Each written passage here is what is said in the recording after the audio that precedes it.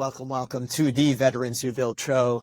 Today's guest is an Army officer, now senior project manager at a major general contracting firm based in New York City. I am so excited for you to hear about his stories, particularly because of the perspective of an officer and how that has translated into the built environment. Thank you to our subscribers and our listeners. A reminder to please subscribe to our channels. Ladies and gentlemen, without further ado, please welcome Jack Hague.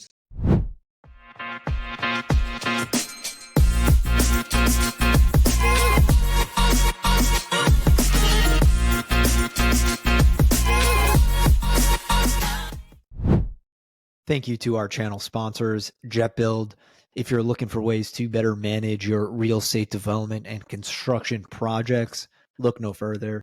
Jet is the command center software for end-to-end real estate development and construction management. That's www.jet.build. Welcome everyone to the Veterans Who Build show. Today I am very excited for you to hear our guest's story. Jack, thanks so much for joining the show today. How are you doing? Hey, Adam. Happy to be here, man. Really excited to share my story. It's cool seeing what you're doing. So I'm equally excited to be a part of this process. Awesome. Thanks, man. Appreciate that. So before we kick off, before we give your formal introduction, we were just chatting about, the fact that you're based in New York, and today you just experienced something pretty unique, pretty crazy. I'll let you take it away with that and tell us about it. So I'm in White Plains, just north of New York City, and hosting a meeting for our project. I'm speaking, talking details on our facade, and all of a sudden the building starts shaking. And we kind of all figured out quickly, like, oh, that's an earthquake. For this area, I think the news is calling it a 4.7 magnitude at the epicenter in New Jersey, but it shook us pretty good. And then being on a call with some of our design team up in Boston, about a minute later, you started to see their backgrounds shaking. So the trajectory and path of the earthquake up the East Coast, that was interesting. Man, that's wild. I don't remember, I currently am not in New York City anymore, but I spent 10 years there. I don't remember ever anything remotely close to an earthquake. Do you? I've experienced one, like out on Long Island where I grew up, but it was like a tremor. And I remember it because it was like, this doesn't happen here. Right. But never being a born and raised Northeast guy, I've never experienced that. Wow. Yeah, that's wild. I'll be curious to see what, I don't know, I guess like science information comes from that, right? In terms of why or how that happened. That was wild. Yeah. All right. So a formal introduction for Jack. Jack is a former Army first lieutenant for 4.5 years of active duty at Fort Bragg. Jack deployed with 1st Squadron, 38th Cavalry to Kandahar Province in 2010 in support of Operation Enduring Freedom. Today, Jack is a senior project manager for Suffolk Construction in the New York City office and a father of 3, where parenting is taking most of his free time these days. Jack, that's an awesome accomplishment. I have so much respect for parents, especially those, multiple kids. Congrats. Thank you, man. It's awesome. It's a little tiring right now. It's a 4-year-old, a 3-year-old, and a 4-month-old. So that's a lot. That's a lot. Well, congrats. It's a big family. Thank you, man. Awesome. So, as we like to kick off, we start in chronological order. Tell us about where you're from, right? Where you grew up, and what about childhood led you to serving? Yeah. So, born and raised on the east end of Long Island in a town called Hampton Bays on the South Shore. I'm the second oldest of 6 kids. Mother was a teacher. Father worked construction industry, more underground utilities work. He came from, grandparents on both sides, came from military backgrounds, the World War II era type thing. So the sense of service and leadership was always instilled in us.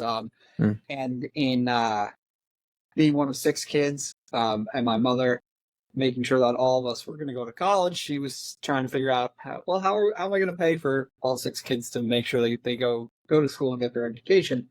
And she stumbled upon ROTC for my older brother, and he went off to college, got a scholarship, and I think 2 months or a month into college was 9/11. So she thought he would just go off, be in the Army, be a cook somewhere, and then we, kick off this 20-year war on global terror. And I kind of just followed suit. My younger brother followed my suit, and then one of my sisters wanted to go to a school that I think was a little out of my parents' price range, and my mom was like, "Well, there's always nursing ROTC," so she jumped on board too. So 4 of the 6 of us all ended up serving in the military for various amounts of time and in different capacities. I mean, that's awesome, man. Sorry, I missed what you just said. All in the Army. I just wanted to specify that. Yeah, that's awesome. Out of curiosity, do you have, like, I'll call it like specific bonding with those siblings? Do you see a difference between those of you that served and didn't? No, we're all typical. We'll call it New York Irish Catholic family. So we all kind of go along the same way, breaking each other's chops about whatever. Okay, yeah, that's nice. Good to hear it. So walk us through that process of enlisting. How'd that go? Well, so I was lucky enough to get a scholarship out of high school. So I went right to college. I did the ROTC program at Niagara University, and I commissioned as a second lieutenant in May of 2008 into the armor branch of the Army. So did a little time while I was waiting for my schools to open up, working at my ROTC department in college. They called it Gold Bar Recruiting.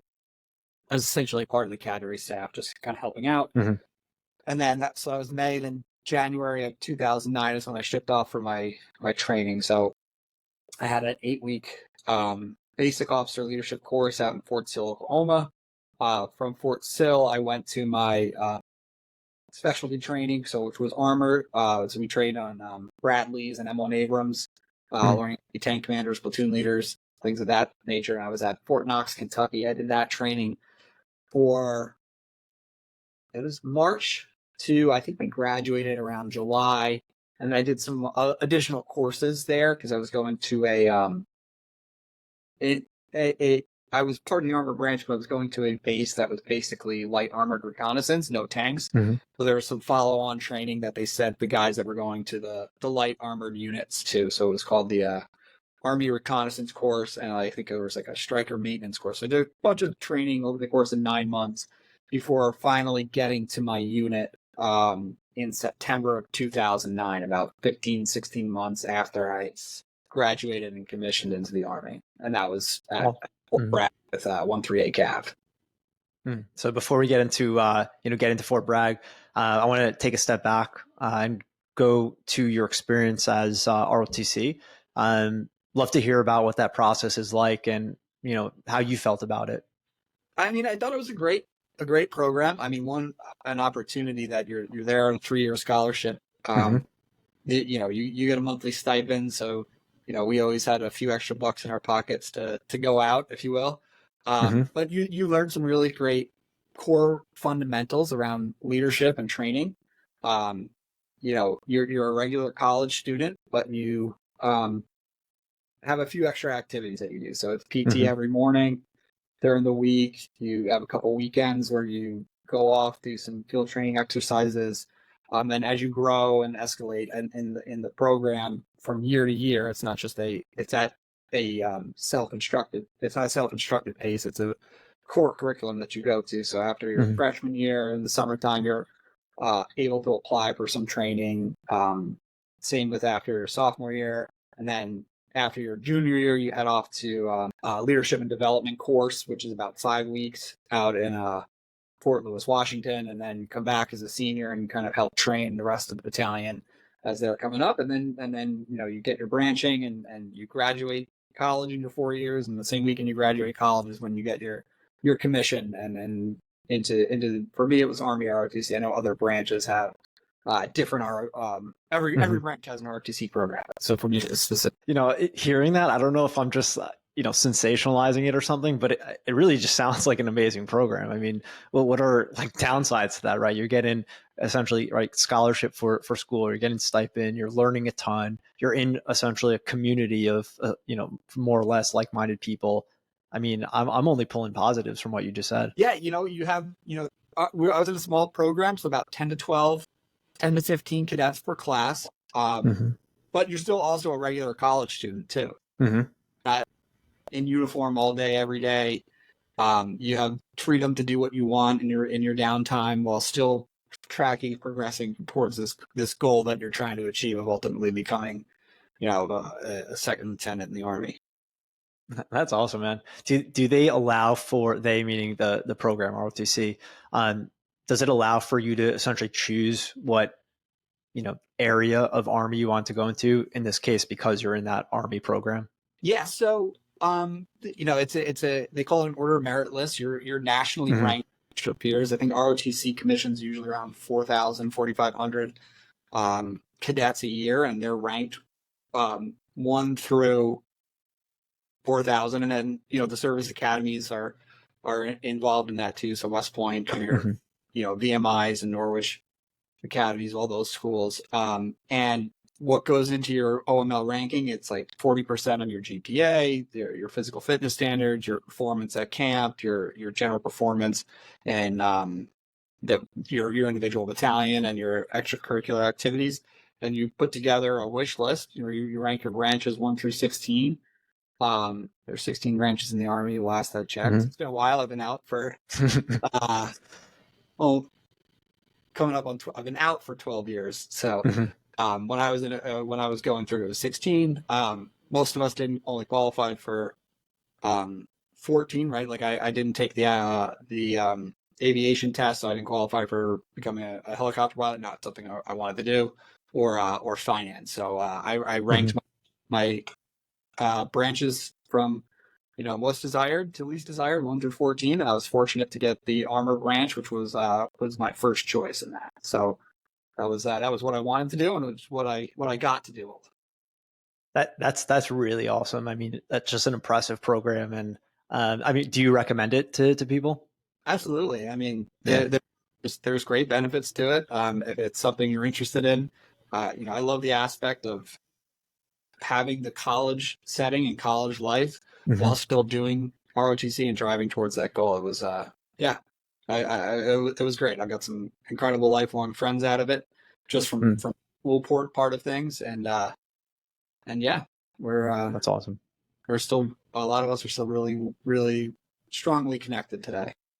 That's awesome. So, that's great to also hear that you got your number one choice. Why did you want to go there to Armored? Well, I wanted to actually, the reconnaissance side of things appealed to me. So like armored cavalry squadrons was what I wanted to do. The infantry seemed like a lot of walking. I thought it was nice that we had a vehicle to maneuver around in. That was appealing, while still being able to be part of a combat arms branch. Was ultimately, I think, more driving, less walking was a decided factor. Yeah, I could understand that. Yeah, awesome. All right, so now going fast forward, kind of right to where we left off. You went through training. You got to Fort Bragg. What happens from there? So I get to Fort Bragg in September of 2009, and I became the XO of our headquarters squadron as we were preparing for deployment. So basically spent 10 months preparing the unit from a logistical standpoint as the XO, making sure we had all of our equipment in line. For all of our training events leading up to it, we did a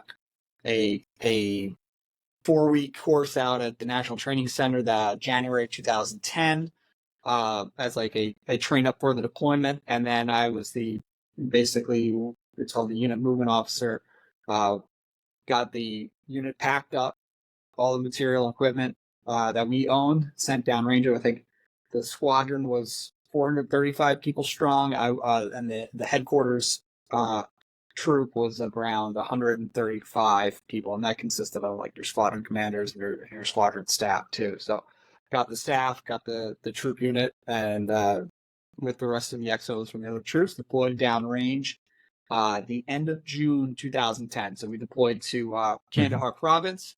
We were initially out of Kandahar Airfield for those first couple months as we run on the Advan party. So we were there first, got all of our gear and lodging and everything set up, and then a couple weeks later, the rest of the unit arrived, and the deployment began. So we were operating out of Kandahar Airfield.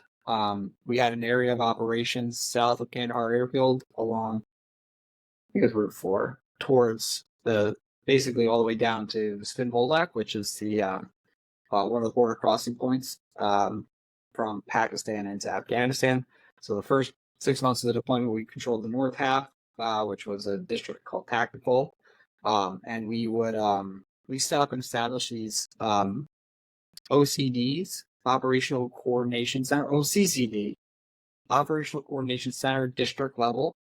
And the goal was, so at this point, I transitioned out of XO time and moved down to the line and became a platoon leader. And at the platoon level, we would partner with local authorities like the Afghan Border Patrol, the Afghan National Police, and the National Directorate Service, which was like their intelligence agency. And we'd live and work with them for a week on, come back to the base for a couple of days off, and a week on. And it was all about working with, sharing intelligence and training together with those units. So we did that out of that tactical district for the first part of the deployment, and then we moved finally down to the Svinboldak base, and then controlled the border crossing point, Svinboldak district, and a couple other areas of operation in and around the Spinby region. Mm. And So I'm gonna for about 6 months, another 6 months. So it was a total of 12-month deployment. Mm-hmm. Mm-hmm. Awesome. So I'm going to take a little bit step back and then, bring us back to that point you were just stopped. So you went through what sounded like, I think you mentioned this, 9 months of training, right? Until you got to your unit, Fort Bragg. And then you mentioned a 10-month period. Was that including the 9 months training, or was that an additional 10 months of prep? It was 9 months of training as an individual officer on what your tasks and responsibilities were going to be. And then 10 months from the time I got to my unit to deployment, being with my soldiers in my unit for 10 months, training, working together, getting to know everybody. And then that's, that timing is that 10-month timing. That's just how my time frame worked out. We had officers before that. We had officers after that. The guys coming and going. It just depends on how that cycle is. But the June deployment date kind of was something that was set in stone. So, we had guys get to the unit a month before deployment. All right. So yes. that 10-month window was just how my personal timeline worked out in relation to the deployment. Yeah, understood. So out of curiosity, since it almost like mirrored, right, the amount of training you did before getting to your team, was like, how do you compare the two, right? I mean, were you training up essentially continuously, or was it completely different? It's two completely different trainings. Those first 9 months is you're being evaluated on your capabilities as a future leader of troops. So you're working with, all second lieutenants. So it's just second lieutenants together, training, grading, testing. It's written skills, practical exams, things like that. So it's a constant evaluation. Whereas when you get to your unit, now you're structured together as the fighting force that you're going to be downrange. So you have, now you're working and learning from NCOs. You're with the men, you're with the soldiers, so it's a much different learning environment where it's more about how are we as a unit or a cohesive unit going to operate together. Whereas before it was, still teamwork related, right? Because everything is kind of like that, but it's more individual based training and evaluation. Yeah, understood. Yeah, what were some difficult times that just pop in your mind from training, and then also from that 10-year period?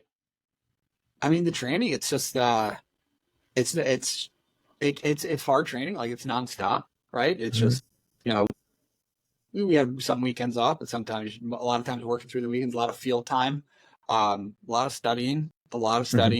And that's the idea of it, right? Is to kind of push everybody beyond their normal routines or capabilities. So that 9 months was tough. The 10 months was also, I think it was challenging, but it was more fun because now you're actually applying what you learned to train for the practical exercises you're going to go through when you deploy. So you now it's like, yeah, you make great friends at every level, but now you're with these guys that you're going to be living and deploying with for 3 years. So, again, a lot of training. As a young lieutenant, a lot of additional tasks and responsibilities. Whereas we had our field time, but there's a lot of just late nights working at a computer in an office. Sure.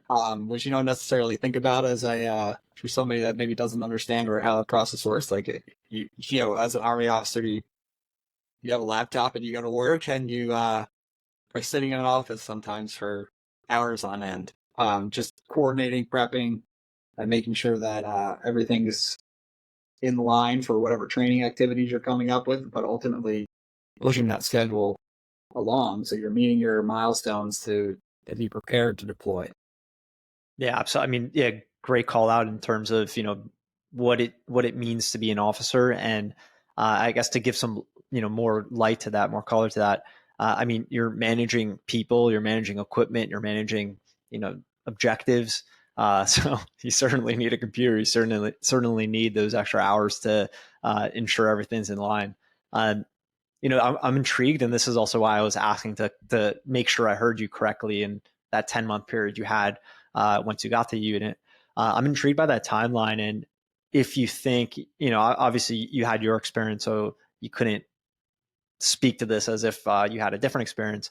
However, I'm intrigued by having that time. I perceive that as something very valuable, like as a positive, right? You got to really build this cohesive nature with your team and understand what's what. Yeah. We were really well bonded by the time we deployed. We had our field training exercises for a week or 2 weeks at a time at Fort Bragg. We did that mock deployment where we moved the entire unit from Fort Bragg to the National Training Center in California, where we did a 4 or 5 week exercise there, and where you're going through the scenarios that you'll likely face deployed. So yeah, it's a lot of training, but we really became a cohesive, well-oiled machine, I guess, for a lack of a better term, or the use of a cliche. Right. Yeah. Well, I'm glad to hear that. I mean, I guess it's, a lot of just timing and I guess you could call that luck or not luck, right? If you end up deploying right after, you go get into your unit and don't really get to create that bond pre deployment. So good to hear that you had that experience and that it was positive. Yeah. So you talked about, deploying, you started from Kandahar Air Base, then you touched on interacting and collaborating with the local authorities. How was that experience? I mean, it was great. You got to live with them for days. I don't think we ever spent more than a full week before come back, reset, refit, and then go back out. But you got to know these people really well, the people that you were working with. So it was a really unique experience, and something that was, I think, I don't know, beneficial or relatable to the rest of my life, but to know and live and understand how they're living and what they're going through, you get to see, I think, that side of it, as opposed to being maybe a unit that is more direct action and working by themselves or working with 1 or 2 local groups. You kind of see how they're operating and how they work together too, right? Because it's cross-organizational lines for them as well too. So it was really interesting, for sure. Yeah. I mean, yeah, as you put it, I mean, while you're there in their country, I'm sure that holds value to be able to, just gain their perspectives and just understand their culture directly from them, right? So that sounds like a really nice experience. I've been able to work with them. So out of that deployment, that 6 months plus 6 months, are there, is there anything in particular that comes to mind, experiences that you had through that period? Anything that comes to mind? Wow, it was what comes to mind is that I can't believe that was 14 years ago. Now that I sit here and do that, was right. July 2010 or June 2010 to June 2011. Just the relationships. There was one story I love to tell. Like my college roommate, one of my best friends. He's still in the Army. We played rugby together in college. We partied together. He was a year ahead of me. That first part of the deployment, we were both downrange at the same time, and he was a helicopter pilot, and part of his area of operations or area of responsibilities was just in my purview. So Christmas of 2010, he was able to, on his way to his normal patrols, was able to fly by, check down to my net, and like we got to have a conversation on Christmas with one of my great friends. I've got a great picture of him like leaning out of the helicopter, waving hello, and he's got kind of the same one of me down there. So I guess the main point that I'm making is the bonds and the camaraderie that you make out of that year. Well, nothing. We're very fortunate. It wasn't, we were very fortunate in what we did. It wasn't, there's guys that had a lot worse. You really just think about the positives are the people that you were with and the bonds that you forged in that time. Yeah, I mean I think that's a really cool story, right? I mean, what are the chances, right? That's awesome that you got to connect in that way. So what was like I'll call it general typical mission set, or just what mission set comes to mind, right? It doesn't even have to be so specific. Yeah, it was really just about collaboration of intelligence was the basic mission set. So we had our intelligence gathering capabilities, they had theirs, and we were making sure that we're all sharing and coordinating to make sure that the efforts were focused in the right area. So we would go out on patrols with them, gather, help them collect intel, a lot of stuff like that, and a lot of writing reports following those missions. And the missions would just be driving around, talking to different villages, different locals, trying to build up an understanding of what was going on there at the time. Awesome. So at the end of we'll call it 12-month period, 6+6, what happens then? Yeah, so we returned to Fort Bragg as a unit, and then the Army, you just go into reset, right? Guys' orders are up, guys are getting out, guys are moving on to the next unit, guys are coming in, officers my age are getting ready to go off to the captain's career course. I made a decision pretty early on in that year, maybe 6-7 months afterwards, that I wasn't going to be staying in. So I kind of just moved up to brigade staff and helped with training assignments. Kind of did office work for whatever that time was. It was about, we got back in June of 11, and I think I was out by November of 12.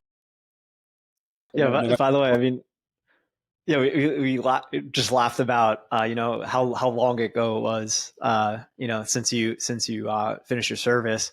Nonetheless, I want to give you credit for remembering these dates as if it was yesterday. I mean, I'm impressed. I can't do that. I do all right with dates. In the past, the short term memory, I don't know. That's interesting. Yeah. Well. Anyways, credit to being able to remember those dates. All right. So you were doing some office work essentially as you're closing out your service. How does that process go? I mean, it's a 9 to 5. Well, a 9 to 5 job. You have your PT in the morning. Sometimes you're there a little bit later, but really, it's just like I was a part of the S3 shop, and it was all about managing the training of the entire brigade. And I was just an assistant on the staff. We had a major that we reported into. So, just making sure the lower level units had were going to the right ranges or had the right tools to execute their training. It was really all around just training. I think the unit ended up, after I left a couple months later, they deployed for a peacekeeping mission to I think at Kosovo after a couple months after I had gotten out. So that was the next big block or exercise. And that's just the way it was for 20 years, right? From 2001 to whatever the 2021 was when the final draw from Afghanistan sadly happened. So yeah, that's the cycle. It's train up, deploy, reset, unit disbands, not disbands, but people leave the unit, get new bodies in, new soldiers come in, train up, deploy, reset, and go. That's what the military did for 20 years, which is pretty crazy to think about. And it was quite the op tempo. Like I did my 4.5 years. I got to my unit and I had NCOs that had been in for 10 years, and this is 2000. I got there in 2009. They'd been in for 7, 8 years, and had four deployments, or were coming up on their fifth deployment by the 2010s, 2011s, which is crazy. Yeah, So it was yeah, totally. for the military for that duration, and I was just in for a small portion of it. Yeah, absolutely. Yeah. All right. So what was discharging like? How did that go? So being a junior military officer, I got linked up with a headhunter. There's these organizations that are built around placing junior military officers into corporate America, into middle management positions. Like I think you kind of alluded to early, pretty interesting that you're a young kid, you're managing X amount of trucks. Like I think my property book was $100 million. 30 guys as a platoon leader in my platoon. You do all these leadership things. So these companies are all about applying those skills that you learn and placing you into corporate America. I was young, single, getting out. So there's different factors. Like some guys are super focused on getting a job that they'll relocate to anywhere. I just spent 4.5 years living in a place that I did not find very desirable in Sailboat, North Carolina. That I was like, I'm going to work with a company that's going to help me find a job in the place that I want to live. So I was focused on that. So I got out of the Army in November of 12 without a job, but with a long enough rope that I had some time to figure things out.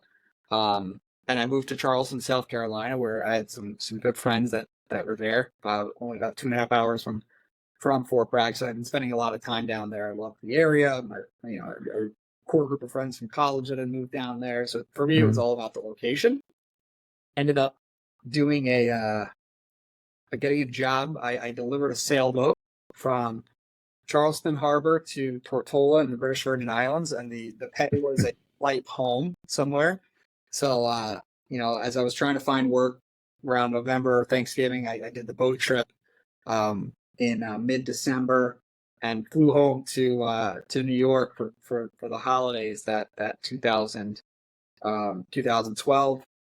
And Before you continue there, I gotta stop you. You gotta tell us about this boat trip job delivery. A friend of a friend kind of thing, where we were hanging out on Thanksgiving. I had known this guy for a little while. Like he grew up with my best friend who I was living with. So I'd known Clint, and Clint was telling me what he had done these 2 sailboat deliveries. He was kind of like, finding himself, and he's like, we got a spot. Like they don't pay anything, but you get fed. We deliver the boat, we party a little bit in the islands, and then they fly you home or wherever you want to go from. So yeah, because you're actually on the boat, right? Yeah, it was a 42.5 Benetal. I had done some sailing as a kid, like sunfishes on Long Island, nothing crazy. I was just a third crew member. We had a captain. Clint had sailing experience. I had like very little, but we did. It was 8.5 days. You worked 3 hours on, 6 hours off for the 8 days, and you just rotated around. So everybody took their turns on shift. Especially at night, and we sailed the boat for 8.5 days from Charleston to Tortola. It was pretty cool experience. Yeah, I mean that sounds pretty awesome, especially like if you do it once, for example. Presuming this was a one-time thing. It sounds like. Well, I thought it was going to be a multiple time thing, but I got home for Christmas that year, and my mom had some different ideas about what going. So. Right. So I mean, especially as a one-time thing, you can't go wrong with that. That sounds like almost sounds like a cool vacation to me. Yeah. So they flew me back to New York. I was home for the holidays. I had my flight booked back to Charleston for I think January 2nd, and that's I think January 3rd. And January 2nd, I got a phone call, and that's kind of where my career path kind of shifted and got me ultimately to where I am right now. It was the recruiter from Orion Group that I was working with called me, like, look, I still don't have anything in the Charleston area. I know you want to live there. However, I know you're from New York. You're probably home for the holidays. There's a hiring conference in Fishkill, New York on January 18th and 19th.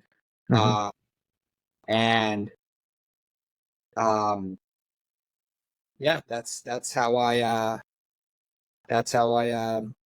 basically went on this weekend, and there was multiple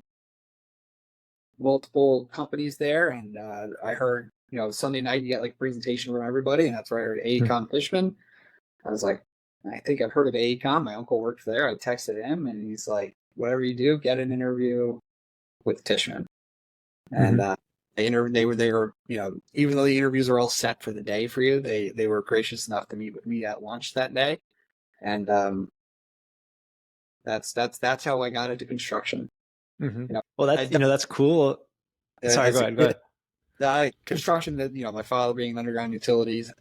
I worked as 2 summers as a tile apprentice. I think that was the extent of my construction. My degree was in sports management. I had no education in the construction industry, but there was a company, and they're like, "Why don't you come work for us?" And that was I met them on January 18th. I think my first day of work was February 18th, 2013, in New York City. So I basically had to get my butt down to Charleston to get my car, pack everything up that I had down there, and get back to New York. Because all of a sudden, I thought I'd be living in Charleston, but I'm back in New York, and I'm going to be building skyscrapers in New York City. That was how quickly it happened for me to get into the construction industry, and that was 2013, and here it is, 2024. 11. I hit my 11-year mark in the industry this past February. Wow, congrats on that 11-year mark. That's awesome. Thank you. Kudos to that recruiter to kind of recognize that there's a possibility you'd be open to the New York position while you're, waiting to hear back from a job. So that's cool. How like approximately how long was that period from, discharging to starting your job, starting your career? I think my ETS date was November 12th, 2012. And I started, my first interview was January 18th, 2013, and I started work February 18th, 2013. So, wow, yeah, 2.5 months. Very quick, yeah.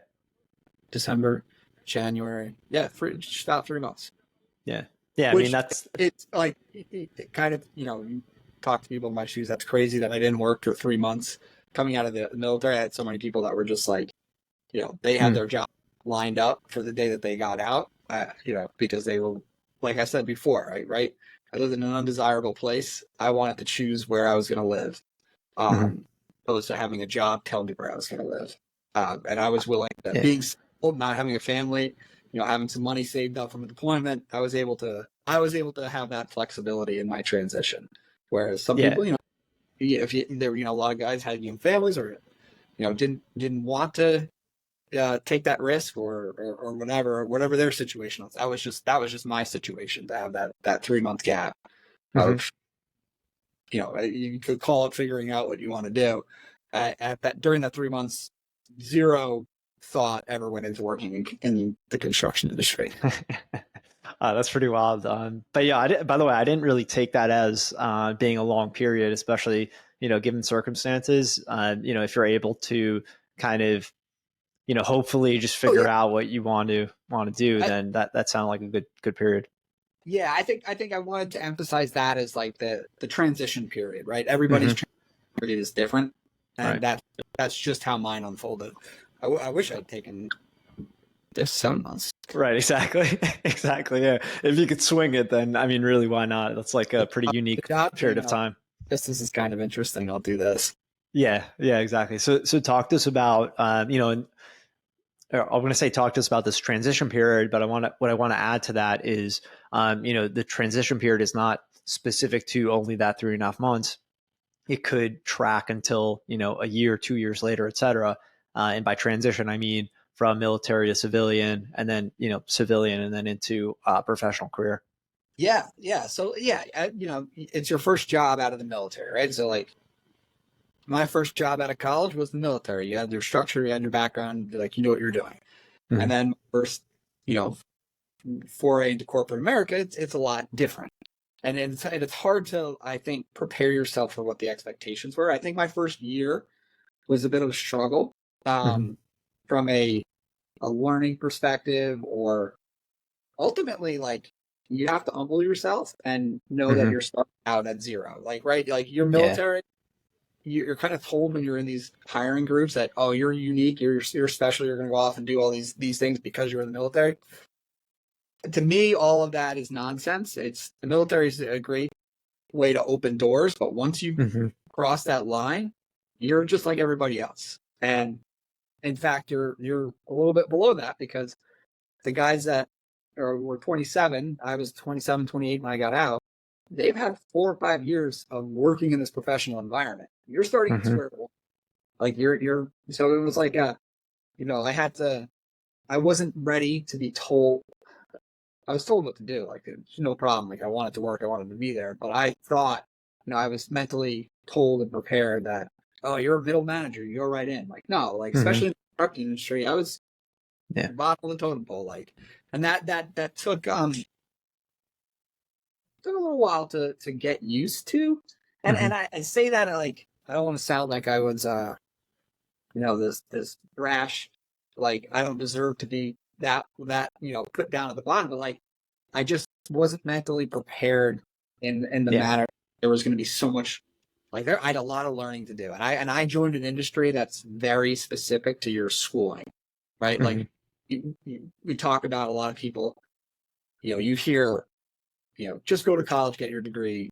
So many people end up in these fields, and their degrees mean nothing to what they went to school for. But like the construction industry, it's not like that. There's architects, there's engineers, there's construction management guys. Like, it's an industry that is, I've always felt, was full of highly skilled and trained people. Whether it was guys that started in the unions at 18 and have been working in the trades and moved into the construction management side, were those students I went. So like, as a 27, 28-year-old, I was 5 years behind the curve.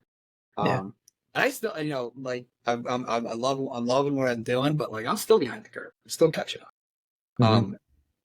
I think it's an industry where you should constantly be learning anyway, which is my mentality, my mindset nowadays. So I say that with a smile that, I'm still learning and catching up. So, that first year, it was interesting. Yeah, very, very well said. I think, how you put it in terms of, humbling and be humble about it. Having that awareness, it's not necessarily something you need to be like actively prepared for, as if you could predict the future and how you react. Rather, it's that mindset, exactly as you put it, right? Recognize that, regardless of how much, what word I want to use, experience you're bringing with you from military, you're switching industries, right? You're going to something that is unrelated, right? So you can leverage your military background to get the foot in the door. But right, exactly as you said it, right? Once you cross that line, you gotta be able to humble yourself, realize that you're switching industries. You gotta, build your understanding of the trades of whatever, position that you're in industry, and then leverage military experience to excel thereafter. It was that year and a half mark where I realized that there's a tremendous amount of similarities in the military as the construction world, right? Like, my first year, 14 months in construction, I was in the main office. I was what was called a purchasing agent. So I was just going to the main office, helping with contracts every day. I didn't have a team. I wasn't on a job site. I wasn't building anything. But when I got out to the field and got onto the job site and got onto my project management track, that's when I realized, like, wow, there's a tremendous amount of similarities from what I did to what I'm doing right now. And it's all about the team that you're working with. So yeah, go ahead and dive in, touch on those similarities. Like, very simply, like, a project manager, you're office bound. You go out to the field, you do your work, you do your walkthroughs, but you spend a lot of time in meetings and coordinating and preparing and meeting and creating and meeting schedules. But in the same counter, like, you have a supervisor or a superintendent that's your equal, and he's out in the field coordinating with the trades, making sure that the work, that everything is getting planned, is actually being executed properly. So it's your platoon leader, the platoon sergeant, your officer to NCO relationship. It's the exact same thing.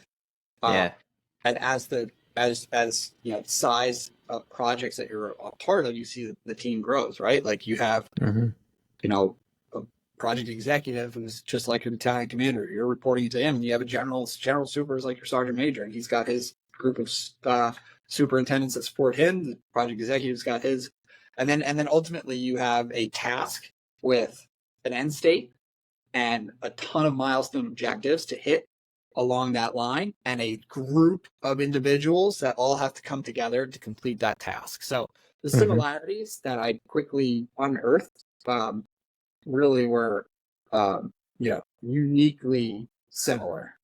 Yeah, very, very well said. I mean, it's definitely a unique dynamic where you have that field operation to HQ per se, office operation, needing to coordinate and collaborate across different teams on both sides. So yeah, very clear similarities in that regard.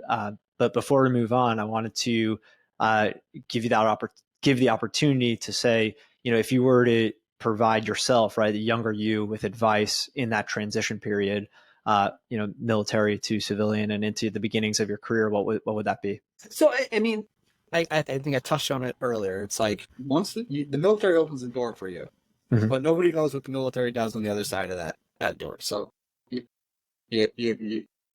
close it, essentially.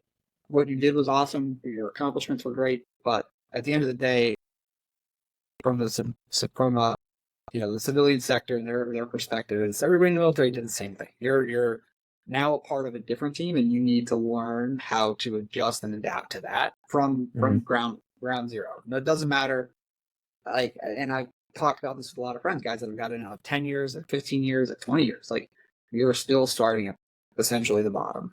When to make, I say that in a respectful way, but like, just, you're about to do something that you've never done before. Approach it as that.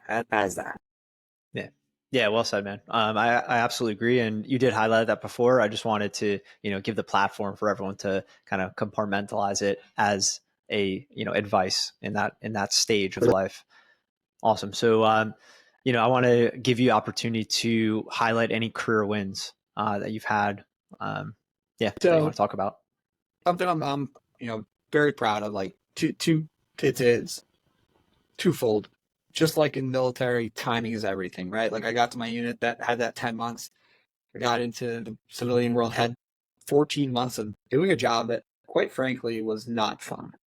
Just pushing paperwork. But that timing worked out because I got to be a part of a project and a project team that, like, reshaped the skyline of New York. We built a 1,400-foot skyscraper in the heart of Midtown that I can see from my house in Connecticut on a clear sunny day. Like, we got to find the skyline of New York, which was one of the coolest accomplishments in my career. And that, like I said, that 12, 14 months, like, I was like, what am I doing in this industry? Like, this sucks. I got to that project and I was like, okay, this is interesting. Like, okay, these are the similarities. And then me not being the greatest student throughout my life, made a choice. Like I said earlier, this is an industry that is, I think, heavily founded on your educational background. I made a decision to go back to school and get my master's degree at Columbia in construction administration, as I wanted to apply the technical knowledge with the real life experience that I was getting through education, and ultimately make myself a more desirable candidate and project manager as you go out and build your career, whether it's moving from company to company or even just being on an RFP within your current company's team while you're trying to win work. I felt that was really important. So, working full time, went to school at night, had my first child during that period, was getting ready to have number two, and in that 6 months before my second child was born, my wife was like, "You have 6 months to finish this." So I doubled up some classes, and I ultimately did it in about 20 months. I think it took me to grad. Wow! Congrats! Yeah, like that. And congrats, man. That's the timeline gets closer to present day. I lose focus on those specific. Been good at earlier in the conversation. Yeah, that's a funny dynamic how you remember the older dates better. Nonetheless, congrats on that accomplishment. That's pretty amazing, right? To be working in school, having your kid, having the second on your way, finishing school earlier because of that. That's amazing. That's a good career win to highlight. So in using that project, for example, that you mentioned, that high rise, shaping New York skyline, which just generally speaking, why I love, our industry so much is you just get to build tangible things that you get to see and feel and experience in a whole slew of ways. That said, let's touch on some translatable skills that you experienced from military to that project and in your career in general. It's the communication, right? Like this is an industry much like the military where communication is key, and in clear and direct communication, because you communicate wrong and that wall gets installed 2 inches in and out, or the top incorrect, and you are tearing it down and rebuilding it again, and you lose time and you use money. So being articulate and clear in the direction that you're giving, and then collaborating with the greater team. So right, like I'm the general contractor, construction manager.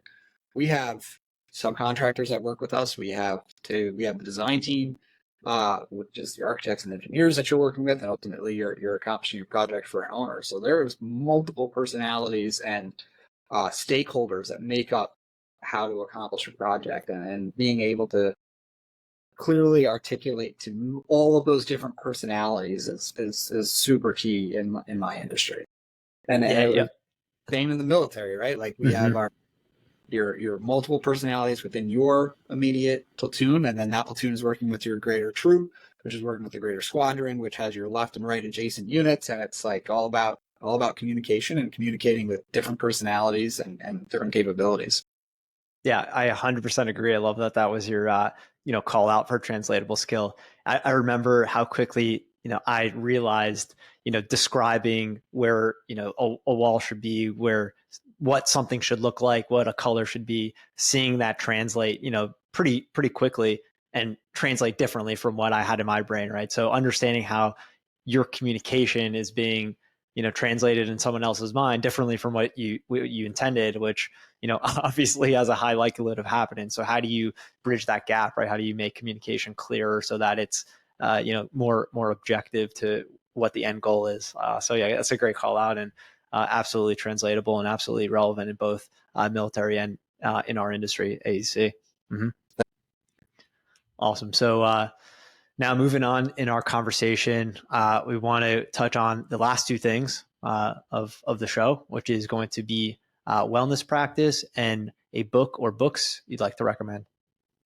So wellness practice, I think, being an athlete my whole life, going into the military, I do my very best to get a couple workouts in a week. I try to keep physically fit. I think that helps with your mental state tremendously. Whatever that activity is, mine range in all different things. I get bored of certain workouts after a couple weeks and transition to that. So that's my main wellness thing. Like I said earlier, the 3 kids. My son is 4.5 right now, and he's getting into sports. So like I love, like he's playing hockey, he's playing lacrosse. Nice. Like I can just go and watch it and do those things, even though these little rugrats like running around doing. I love it. To me, that is right now is becoming one of my favorite activities. And then books.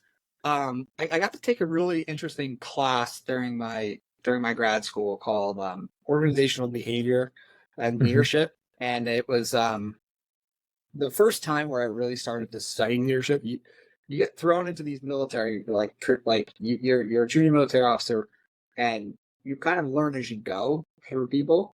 You don't necessarily, they're not like classes and lessons in leadership. You did that in college and ROTC in a small factor, but it's really just about like, you get thrown into a situation, sink or swim. And when I got into college, grad school, and I did this class, I had a really great professor, and it was really about like the emotional intelligence of people, and you kind of can start to geek out and on new ways of learning how to be a good leader. So I kind of, I read a Emotional Intelligence 2.0 recently, which was great, and the importance of emotional intelligence versus IQ, EQ versus IQ.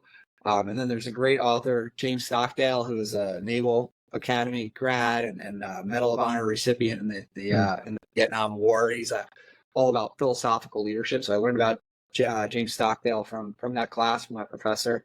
And he's written a few different things. So applying philosophical leadership to emotional intelligence type things, because as a leader, I think we should always be learning. And I think that while there's natural born capabilities as a leader, that's your emotional intelligence, you still, there's foundational things and steps that you can learn. And I took a class last week. Suffolk offers an incredible management and excellence academy. I was fortunate enough to be recommended to it, and I learned, just last week, I'm 39 or 38, 39 years old, and we've done all these leadership things, right? But here I was learning more and more about foundational practices about how to be a better manager, and so I enjoy that type of study and reading right now. Yeah, that's really awesome. I mean, first of all, I think everybody, no matter who you are or what you've done, you have the opportunity to learn more, right? You can't know everything. That's just impossible. And then I also love that dynamic that you brought up in terms of emotional intelligence and philosophical leadership. I think that's an awesome combination of kind of learning and just comprehension of how to be, right, in a professional space or just in general. So yeah, well said, man. That's really cool. Yeah, man. All right, awesome. Jack, thank you so much for sharing your story, for taking the time to do so. I really appreciate you jumping on the show, man. Adam, thank you for having me. Appreciate what you're doing with the show. Transition is from the military to civilian world. It's different for everybody. But the more I think experiences are shared, those people that are coming behind us will have opportunities to hopefully carve out their path a little bit better, and maybe not make some of the mistakes that I may have made or somebody else. So any opportunity to help in that realm, I'm happy to do it, and I appreciate that you're using this platform for that. Yeah, thank you for saying that. It's absolutely the intention of the platform. To our subscribers, thank you so much for subscribing. To all of our listeners, please remember to subscribe to our channels on YouTube, Apple Podcast, and Spotify. And a quick shout out to our sponsor, Jet.Build. Thanks so much, everyone, for listening. We'll see you real soon. Thank you to our channel sponsors, Jet.Build. If you're looking for ways to better manage your real estate development and construction projects, look no further. Jet is the command center software for end-to-end real estate development and construction management. That's www.jet.build.